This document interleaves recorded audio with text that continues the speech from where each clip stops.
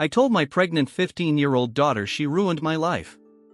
Am I the asshole? My name's Ryan. I'm 38, divorced, and for once, I felt like life was finally cutting me a break. Not even a lucky break, just breathing room. I'd spent the last decade dragging myself through one personal disaster after another: custody fights, job losses, missed rent, awkward co-parenting therapy sessions that felt more like court-mandated guilt trips. But in the past year, things had genuinely started looking up. I got promoted at work, middle management, not glamorous, but stable. I got a new apartment that didn't smell like mildew or heartbreak. My ex and I had finally stopped fighting over Emma every other week, and we'd come to a quiet, functional truce. Best of all, I met someone. Lauren. She's 34, has a real job, no kids, likes hiking and sushi and crime documentaries. More importantly, she liked me. It felt like I'd crawled out of a long, dark tunnel, and now I could finally look around and see sky. I even started going to the gym again. Nothing crazy, but I was down 12 pounds and starting to feel like I recognized the guy in the mirror. And Emma, she'd just turned 15. Freshman year of high school. She was smart, quiet, kind of shy, into anime and plants.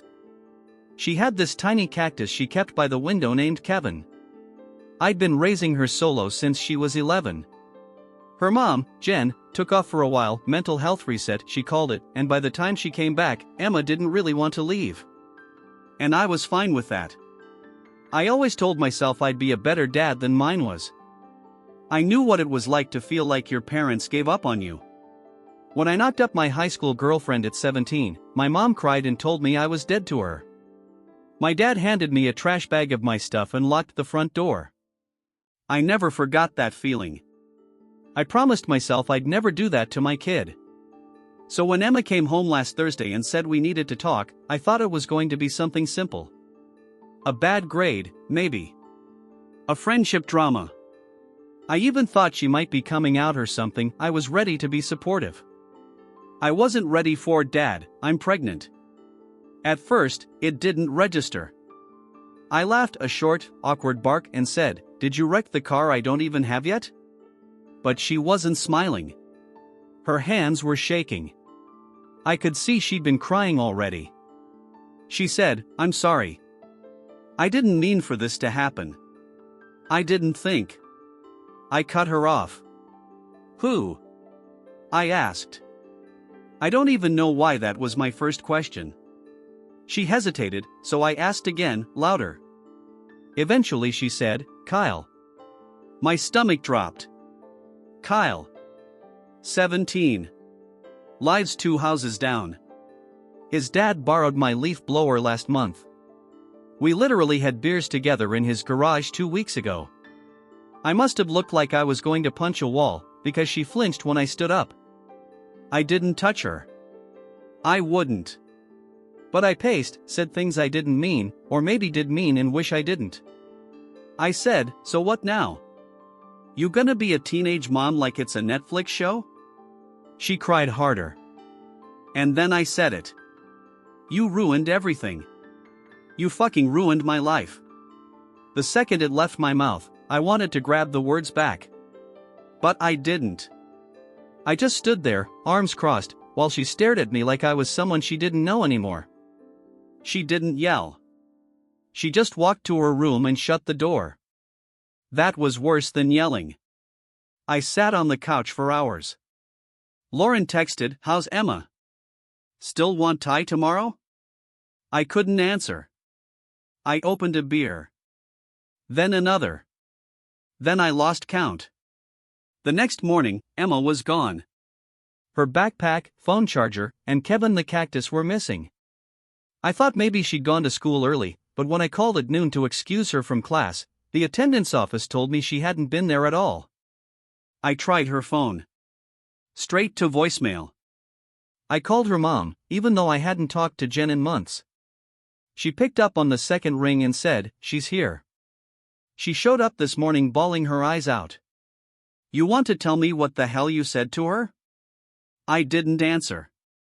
I just asked if I could talk to Emma. "She doesn't want to talk to you," Jen said. Honestly, I don't blame her. That was 4 days ago. I haven't heard a single word from my daughter. I sent a couple texts, please call me, we need to talk, I'm sorry, but she left me on read. I didn't go into work today. I couldn't focus.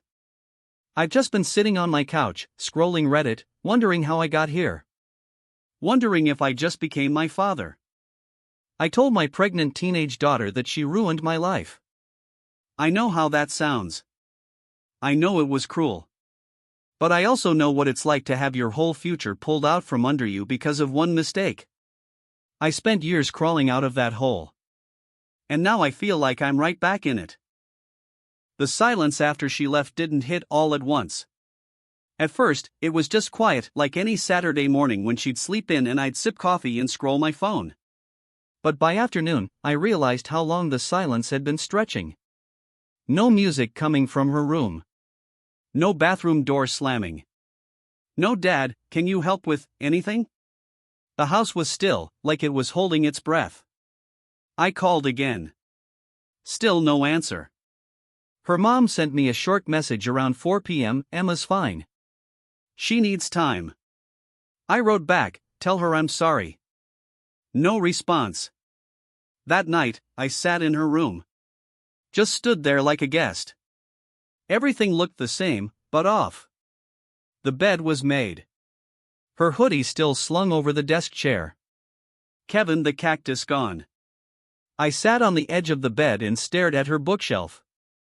Manga series stacked neatly in rows, half a stick of gum on the nightstand, a sketchbook under her pillow I didn't open. I couldn't. I tried to sleep but kept waking up thinking I heard her coming through the front door. Sunday, nothing. Monday, her school counselor called me. Said she'd heard from Jen that Emma would be taking some time off, and they'd figure out a plan for online classes when she was ready. I wanted to ask her to pass along a message, but I didn't want to put her in the middle. Tuesday, I went to work. Tried to act like nothing happened. My coworkers knew something was off. I could feel their eyes.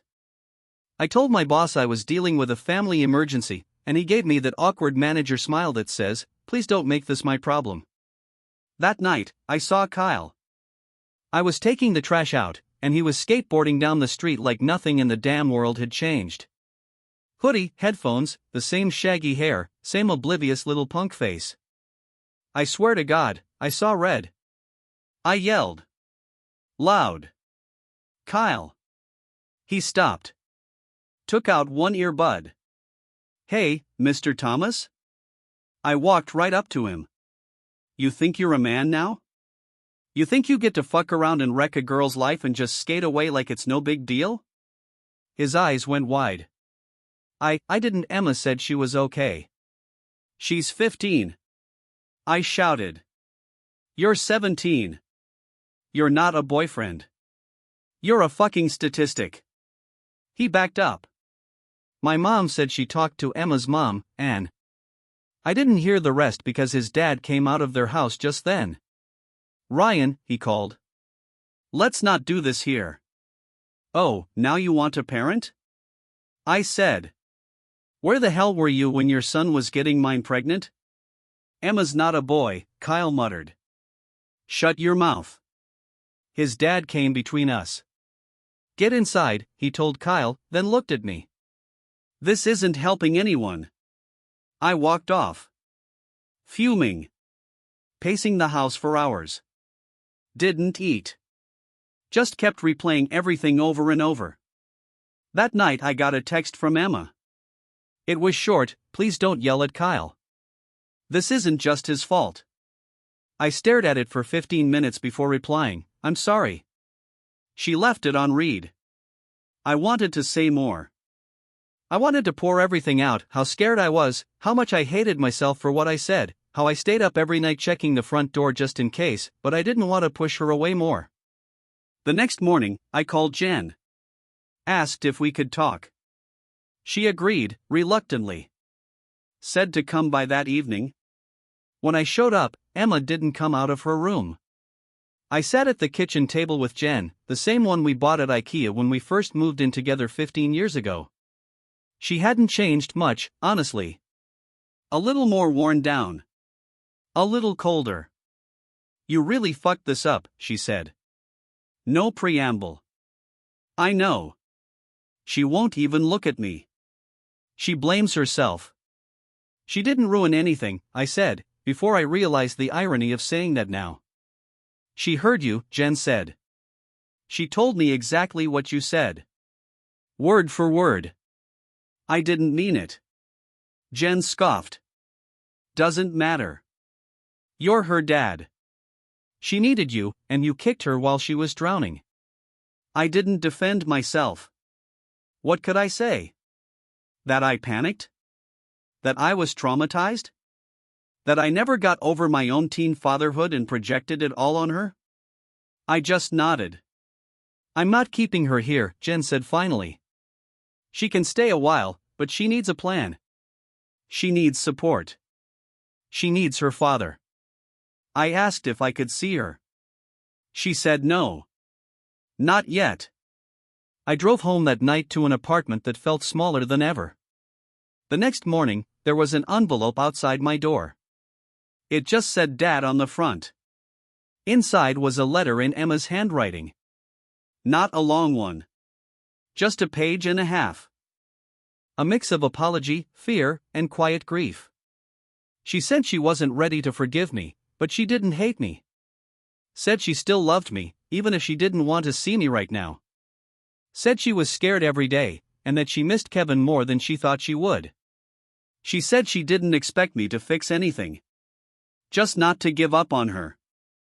I sat on my couch and cried for the first time in years. Then I folded the letter and put it in my desk drawer. After the letter, I waited. I didn't text back right away. I don't know why. Maybe I thought replying too fast would feel fake. Or maybe I was scared I'd say the wrong thing again. So I waited. A day. Then another. I read her letter like 10 times. Folded it and unfolded it so much the creases started to tear. Every time I opened the drawer, it felt like I was opening a wound.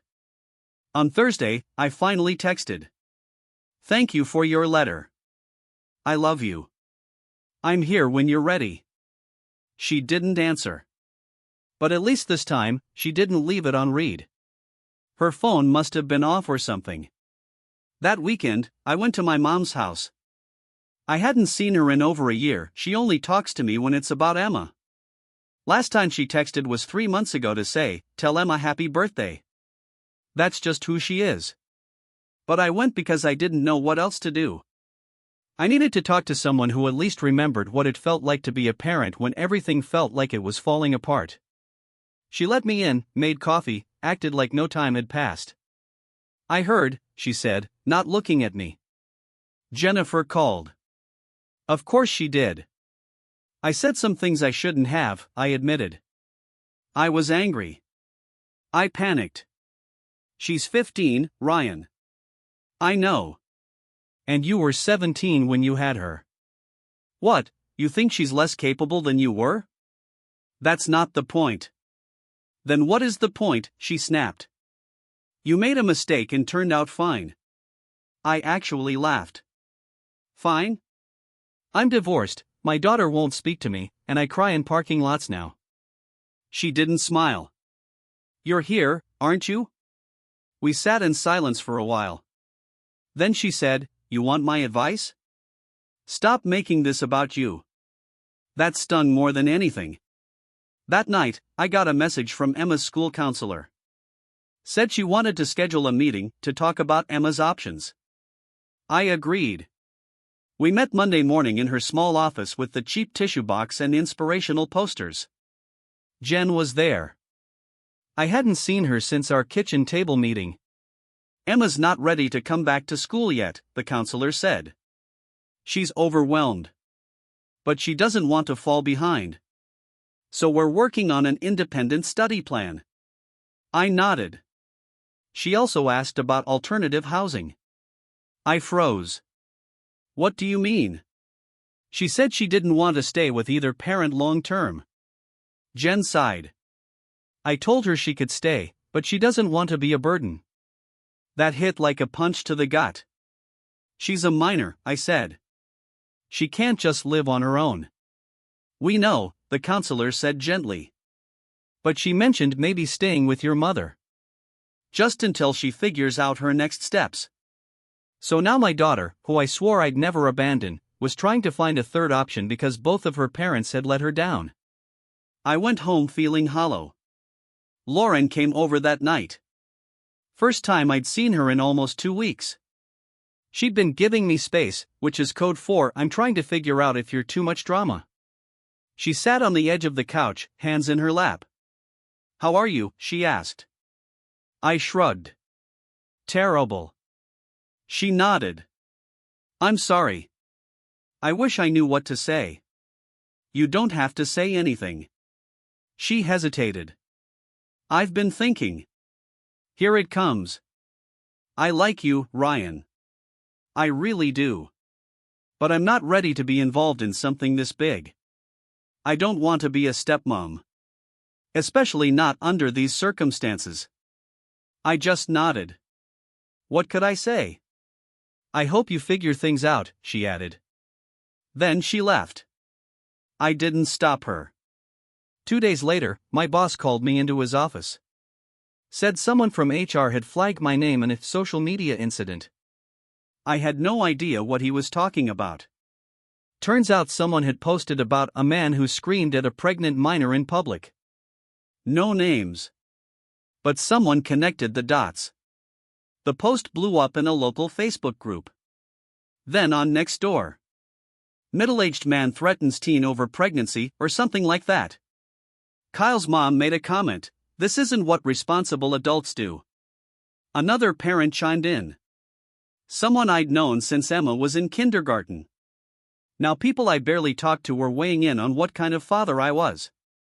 I got a warning. HR said, not disciplinary, yet. But it was clear they didn't want bad press. That night, I called my mom. I asked if Emma could stay with her for a while. She said yes. Said she already had. Emma had been there since Monday. She hadn't told me. And my mom didn't either. I didn't want to make it worse, she said. I asked to come over. She said maybe wait a few days. So now here I am. Sitting alone again, posting to Reddit. Because I don't know who I am in this story anymore. The villain? The cautionary tale? The guy who meant well and screwed up anyway? My daughter lives with my mother now. My ex thinks I'm broken. My girlfriend's gone. And the neighbors think I'm a monster. It was a Saturday when Kyle showed up at my door. I hadn't seen him since the night I lost my temper in the street. I figured his parents had banned him from ever coming near me again. But there he was, hands shoved into his hoodie, standing awkwardly on my porch like a kid waiting to be grounded. Which, I guess, he was. I opened the door but didn't say anything. Just looked at him. Hi, Mr. Thomas, he said, voice barely above a whisper. I crossed my arms. You shouldn't be here. I know. I wanted to talk. I didn't step aside, but I didn't shut the door either. He took that as permission and just started talking. I didn't know what to do. When Emma told me, I panicked. My mom freaked out. My dad said I had to man up but hasn't said a word to me since. I want to be there for her. I do. I just don't know how. I exhaled hard through my nose. You think showing up here fixes something? No, he said. But not showing up doesn't fix anything either. That stung. Because he wasn't wrong. He looked up at me, eyes red-rimmed. I don't want to be my dad. I don't want to walk away from this. But I don't have money. I don't even have a job. I can't drive. I'm 17 and I don't know shit. I didn't say anything. He added, but I want to learn. I want to try. I finally stepped outside. Closed the door behind me. Do you love her? I asked, not really sure why. He didn't hesitate. Yes. I studied his face. He meant it. Or at least, he believed it. And maybe that was something. We stood in silence for a long time before I finally said, "You need to talk to your parents. You need to take responsibility. You don't get to disappear when it's hard." I haven't disappeared, he said quickly. I've been messaging her every day. She hasn't been answering. I know. She reads them, though. I think she's scared. Me too, I said, quieter than I meant to. He looked at me, surprised. Like he didn't expect that kind of honesty. Eventually, I told him to go home. Said I appreciated the visit, but he needed to talk to Emma, not me. That night, I called my mom. Asked if Emma might be willing to see me. She said she'd ask. The next day, she texted, "She'll meet you at the park. Tomorrow. Noon." I didn't sleep that night. When I got to the park, Emma was already there. Sitting on the same bench where I used to push her on the swings as a kid. She looked small. Tired. But calm. I sat down beside her. Left space between us. "Thanks for meeting me," I said. She nodded. Didn't look at me. I waited. Let the silence settle. After a minute, she said, "Kyle told me he came to see you." He did. He's trying. I know. We sat for a while. "I miss home," she said quietly. I swallowed. "It's still your home." She finally looked at me. "Is it? You said I ruined your life." I closed my eyes. I was scared. I was angry. I didn't mean it. But you said it. I know. Another pause. "I'm scared too," she said. "All the time." "I know," I whispered. She picked at the sleeve of her hoodie. "Sometimes I think about not going through with it. About ending it." My heart froze. "You mean?" She nodded. "I don't know if I can do this." I reached for her hand without thinking. She didn't pull away. "You don't have to do it alone," I said. "I'm here. Even when I suck at showing it. I'm here." She didn't cry. I did. After a while, we stood up and walked in silence. I offered her a ride back to my mom's. She said okay. Before getting out of the car, she looked at me. "I don't hate you. I love you," I said. "So much." "I know." That was the first real conversation we'd had in weeks. The next few days were better. We started texting again. Just little things. Updates, questions. She even sent me a picture of Kevin. Somehow, he was still alive. Then, on Thursday, I got a letter in the mail. It was from the state. Someone had filed a report with Child Protective Services. It didn't say who. Just that there were allegations of verbal abuse and endangerment of a minor. I read it 3 times, then sat down hard on the stairs. It could have been anyone. A neighbor. A teacher. Someone who read that Facebook post. Hell, maybe even Jen. I called my lawyer. He said not to panic. "It's probably procedural," he said. "They have to check out anything reported."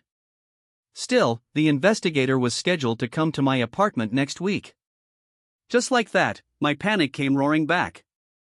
Emma texted me later that night, "Mom said someone filed a report?" "Yeah," I wrote.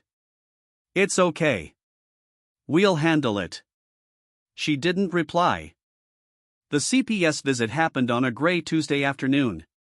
The investigator, a woman named Ms. Halvorson, showed up exactly on time, notebook in hand, a practiced neutral expression on her face.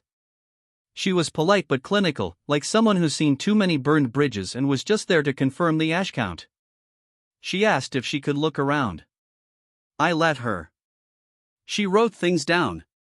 Asked questions. Had I ever physically harmed Emma? No. Had I ever threatened her safety? No. Had I said things I regretted? Yes. She wrote that down too. I showed her Emma's letter. I don't know if that helped or made it worse. She said the investigation would stay open for 30 days. That she'd be speaking to Emma directly. That I should maintain consistency and emotional safety if we resumed contact. When she left, I sat on the edge of my bed and stared at the floor for an hour. The walls of my apartment felt thinner than ever. That weekend, Emma texted. It was short, can we talk? We met at the same park. She was in a different hoodie this time, one that looked too big for her, maybe her mom's. She was paler than I remembered. Her hair looked unwashed. But she smiled when she saw me. Just a little. I asked how she was. She said, tired. I asked if she was okay. She said, no. But I think I will be. We sat. Talked about nothing at first: school, her grandma's cooking, how Kevin had finally started growing a second arm. Then we got quiet. I don't know what I'm doing, she said. With the baby. With everything. You don't have to know yet. I feel like everyone wants me to decide. To be sure. They're wrong, I said. You get to feel unsure. You get to take your time. She looked at me. What if I mess it all up? I swallowed. Then you learn. Then you try again. And I'll be there, no matter what. She started crying. Quietly, without fanfare. I put my arm around her, and this time she leaned into it. We didn't talk about the report. Or CPS. Or what happened in the street. Some things were too raw, still. But she didn't flinch when I offered to drive her home. That night, she sent me a photo of a sonogram. It was blurry. Unclear. Just a little bean-shaped blur on a screen. No caption. I stared at it for a long time. Then I opened a blank document on my laptop. And I started writing a letter. Emma. I don't know if I'll ever be the dad you deserve. I don't know if I'll ever fully make up for the things I said to you. But I want to try. When I said you ruined my life, what I really meant was, I was scared. Scared of going through what I went through at your age.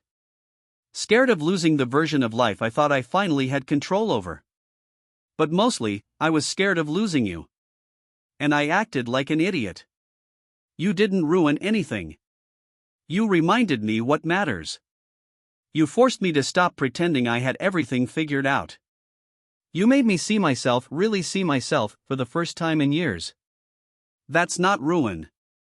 That's truth. And yeah, truth hurts. But it also heals. You don't have to decide anything right now. You don't owe anyone an answer. This is your life. Your story. And I'm honored to be a part of it, even if I stumbled into it again like a fool. If you keep the baby, I'll help. If you don't, I'll still be here. If you move away, I'll come visit. If you fall apart, I'll sit with you until you're ready to rebuild. There's no version of the future where I leave again. I love you. Even when I'm bad at showing it. Dad. I printed the letter. Put it in an envelope. Left it with my mom. 2 days later, Emma sent me a message, I got your letter. That was all. I didn't push. A week passed. Then another. Then last night, at 1:12 a.m., she sent another text. Do you want to come to the next appointment? I stared at the screen. Typed yes. Deleted it. Typed of course. Deleted that too. Finally I wrote, I'd be honored. She didn't reply. But she didn't have to. So now I'm here. Writing this update, not really knowing how it ends. Maybe that's the point. Maybe it doesn't end. Maybe we just keep showing up. So, Reddit, AITA? Or was I just a broken man trying to raise a whole daughter?